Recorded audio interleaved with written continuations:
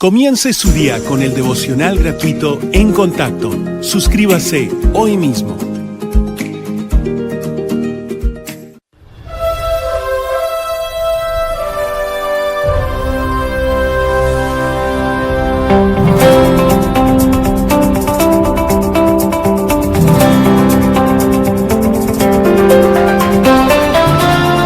En Contacto con el Dr. Charles Stanley. Alcanzamos al mundo con el Evangelio de Jesucristo por medio de una enseñanza bíblica sólida.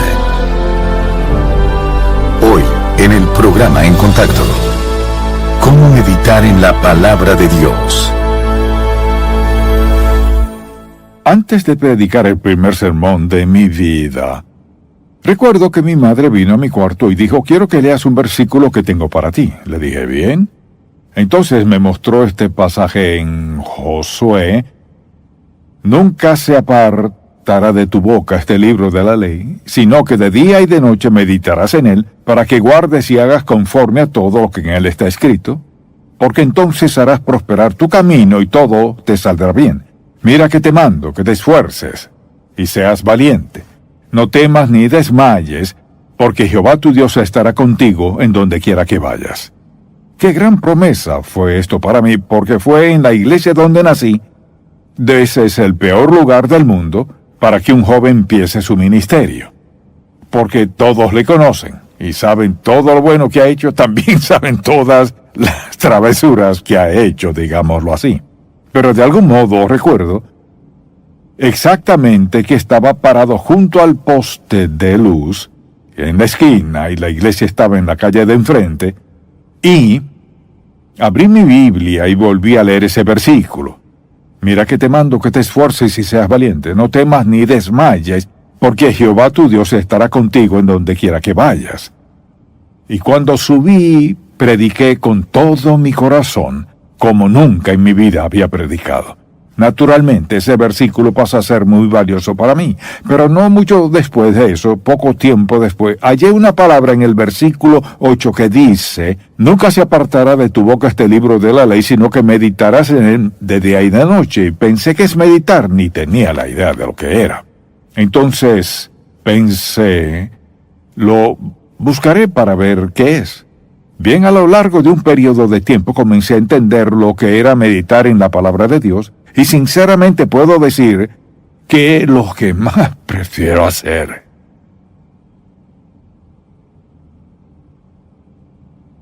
Es abrir la palabra de Dios y meditar un pasaje que Dios ponga en mi corazón, pues Él se vuelve tan real.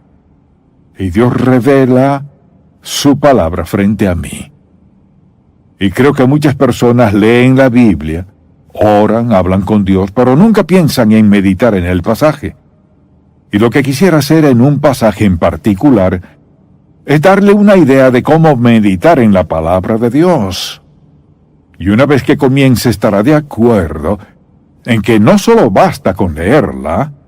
Mucha gente lee la Biblia, mucha gente ora, pero me temo que la mayoría no use ambas cosas.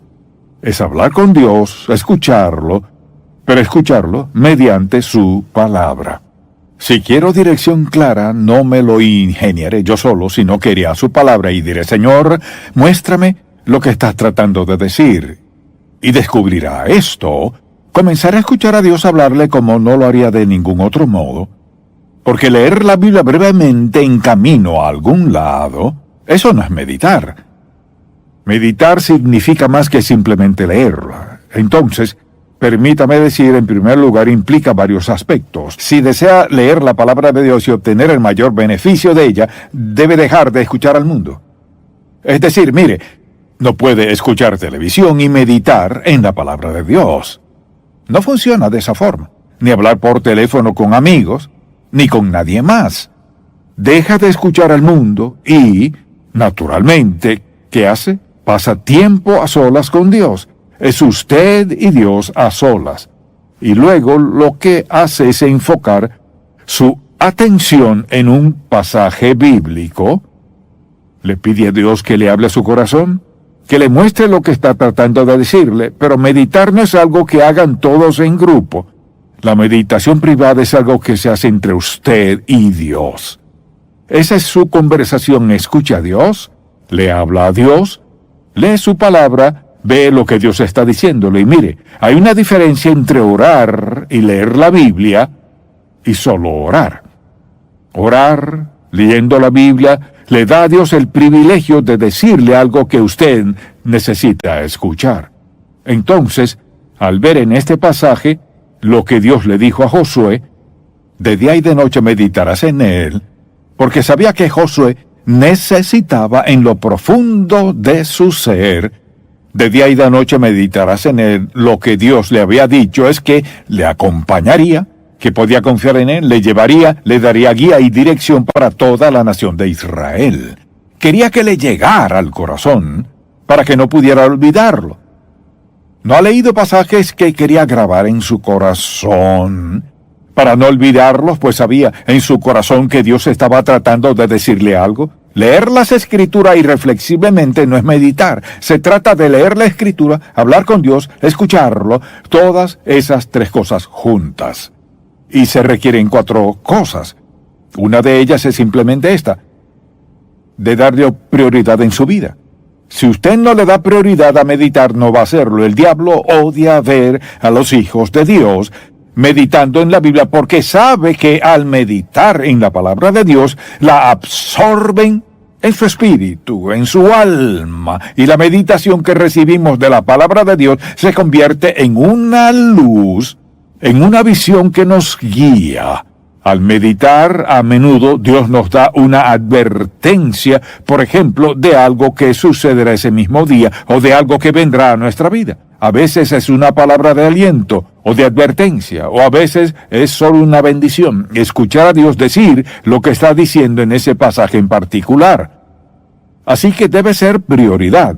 Luego, necesita un lugar. Si quiero meditar en la palabra, necesito un lugar donde encontrarme con Dios. Un lugar en su hogar que usted y el Señor puedan apartar para meditar. No tiene que ser un lugar amplio, solo usted y Dios. No puede decir, bueno, yo, la familia y yo, ese es un estudio bíblico. No estamos hablando de un estudio bíblico, se trata de una relación personal y estrecha que tiene con Dios. Y le aseguro, si no hay meditación, no habrá ninguna relación personal estrecha en la cual usted y el Padre sean amigos a un nivel que no es normal y natural que alguien diga, bueno, voy a leer la Biblia y a orar, creo que lo haré. No. Es una prioridad. Necesita un lugar y necesita definir un propósito. Es decir, muchas personas leen la Biblia para poder decir que lo hacen, pero mi propósito para meditar es que quiero escuchar a Dios.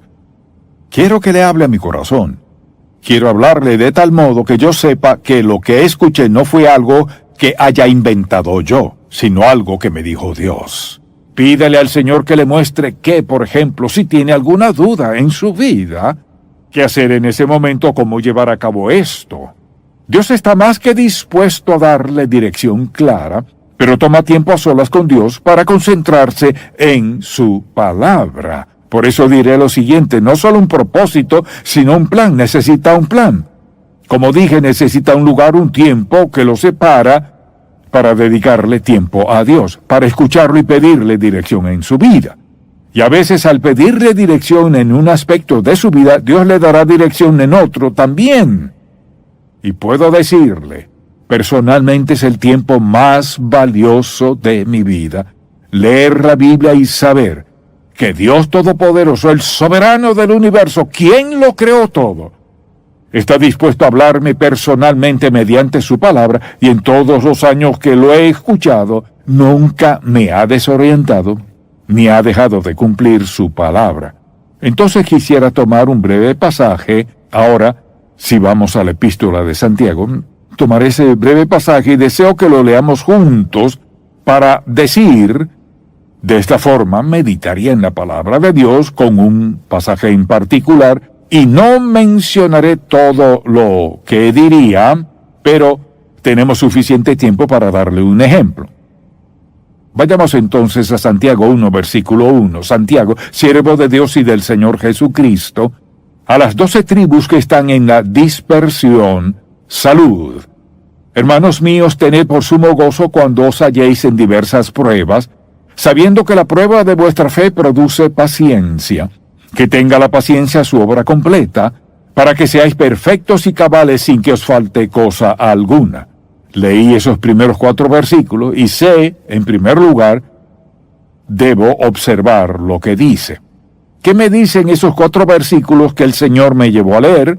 ¿Qué está diciéndome? Bien, primero, identifica al autor Santiago, quizás el hermano de Jesús, siervo considerado, aquí siervo del Señor, siervo de Dios y del Señor Jesucristo. Luego a quién fue dirigida. Ahora escuche bien lo que voy a decir. Si me escucha, diga amén. La Biblia no fue escrita para nosotros. Fue escrita a la gente de aquella época, fue escrita para ellos, pero también para nosotros. Dios sabía exactamente cuántas generaciones vivirían antes de la segunda venida de Cristo. Así que la escribió a ellos, pero para nosotros. Piensen cuán maravilloso es Dios que este libro, escrito para gente hace miles de años, sigue igual de vigente como si hubiese sido escrito ayer. Entonces dice, ahora, a las 12 tribus que están en la dispersión. Entonces podría decir, esto no tiene nada que ver conmigo porque fue escrito a ellos. No, fue escrito a ellos, pero para nosotros. Y esas 12 tribus, recuerda cuando Esteban fue apedreado hasta matarle, y la iglesia comenzó a dispersarse de Jerusalén, a ellos se dirige. Entonces, interpretación, ¿qué significa esto? Entonces dice, hermanos míos, tened por sumo gozo cuando os halléis en diversas pruebas. Pensaría, bueno, Señor, ¿sabes qué clase de prueba enfrentaré? No sé lo que me espera, pero tú lo sabes. Ahora, y todos hemos enfrentado cosas inesperadas. Entonces, ¿cómo reacciona al confrontarla? Dice sumo gozo.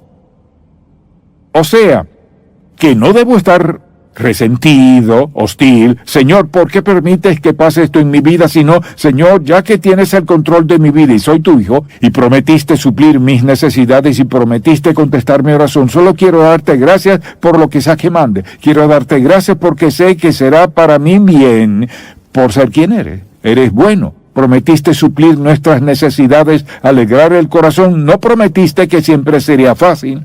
Así que dice, tener por sumo gozo. Luego usa una palabra, note que dice, sabiendo. Ahora, ¿qué tiene eso que ver? O sea, sabiendo que la prueba de vuestra fe produce paciencia. Sabiendo, dice, puede estar confiado, puede saberlo, puede estar confiado y seguro de esto.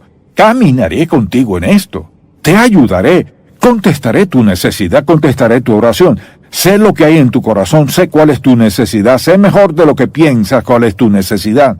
Entonces dice, sabiendo que la prueba de vuestra fe produce paciencia.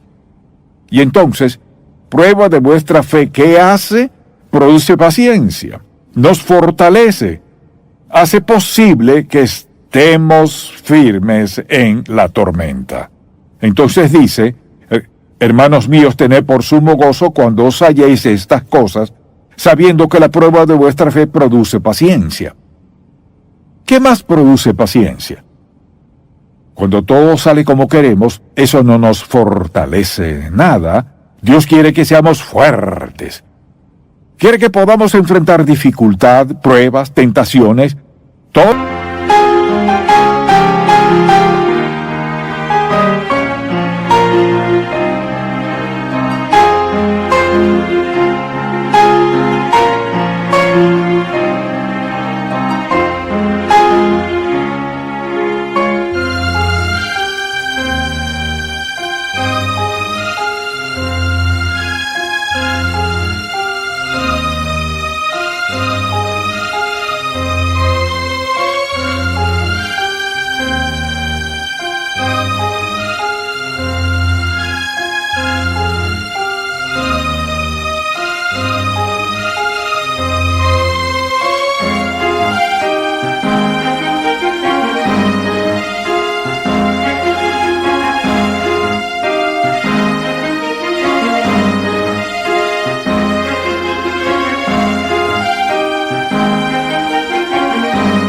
Todo lo que confrontemos quiere que podamos hacerlo siendo fuertes en el proceso y no débiles, sin ceder, sin rendirnos, sin darnos por vencidos.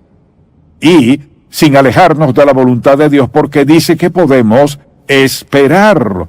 Tened por sumo gozo, no si vienen, sino cuando vengan, cuando os halléis en diversas pruebas, usted puede saber en su corazón que tiene la promesa de la presencia de Dios. Que sin importar lo que pasemos, tenemos esta promesa. Dios está con nosotros. Él dice, sabiendo que la prueba de vuestra fe, Dios tiene un fin en mente. No es un mero incidente. La prueba de vuestra fe produce, dice, paciencia. Ahora, la prueba aquí no es una prueba para derrotarnos. Porque la palabra que usa aquí, por ejemplo, al leer y meditar, no necesariamente sabría todos los significados de las palabras a no ser que decida investigarlos. Pero esta prueba significa probar para aprobar. No probar para ver si, porque Dios ya sabe cómo reaccionaremos a cada circunstancia sin excepción. Dice que al venir estas pruebas, Dios las permite ¿para qué? Fortalecernos, alentarnos, ayudarnos a perseverar, nunca para derrotarnos. Dios nunca mandaría una prueba para derrotarnos, sino siempre para permitirnos crecer en nuestra vida espiritual. Y fíjese que dice, la prueba de vuestra fe produce paciencia, es decir, esa es una meta principal. Aquí cuando dice más tenga, se refiere a darle permiso. Al decir, más tenga la paciencia su obra completa, o sea, permita que Dios cumpla su meta real ahora. ¿Y cuál es su meta? Tenga la paciencia su obra completa para que seáis perfectos y cabales sin que os falte cosa alguna. Y con perfecto no quiere decir sin pecado, sino que Dios tiene algo en mente. Dice, mire, no trate de adelantársele a Dios. Saldré de esta situación como sea. Si no habla de darle tiempo a Dios y dejar, como dice, mas tenga la paciencia su obra completa, que es el resultado de Dios. Si Dios permite que pase por alguna dificultad o prueba, y usted dice, está bien, Señor, quiero que logres lo que quieras, esto es lo que dice aquí, mas tenga la paciencia su obra completa para que seáis perfectos.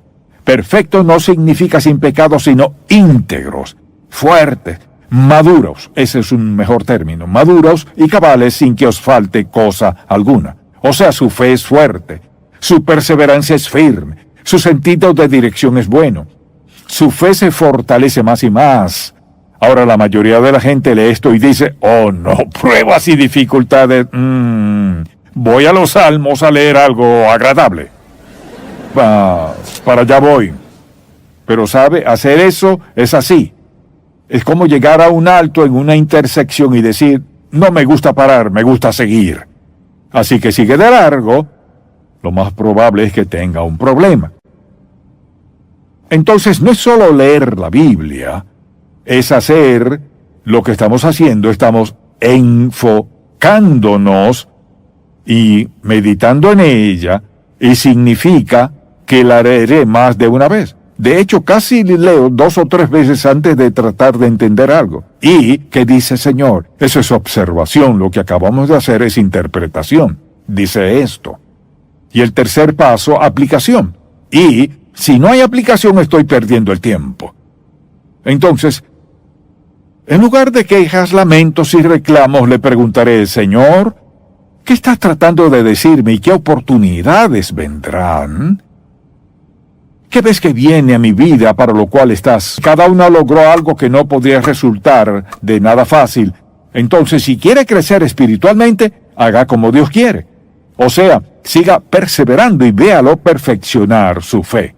Y recuerde esto, lo que Dios permita es para su beneficio.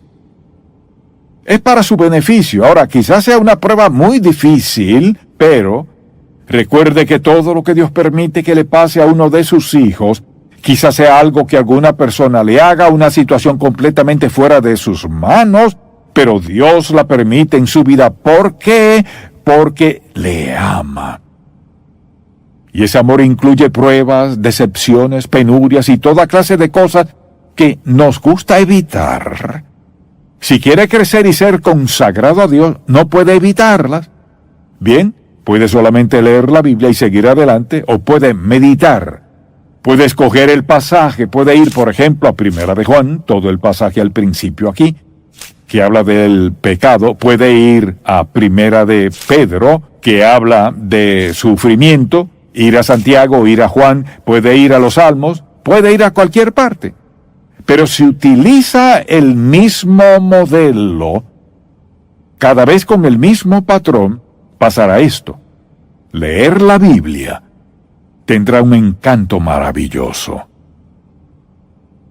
Porque quiero que piense en esto. ¿Puede decirme algo más gratificante, más enriquecedor, que abrir la palabra de Dios y que Dios le hable claramente respecto a algo que enfrenta en la vida?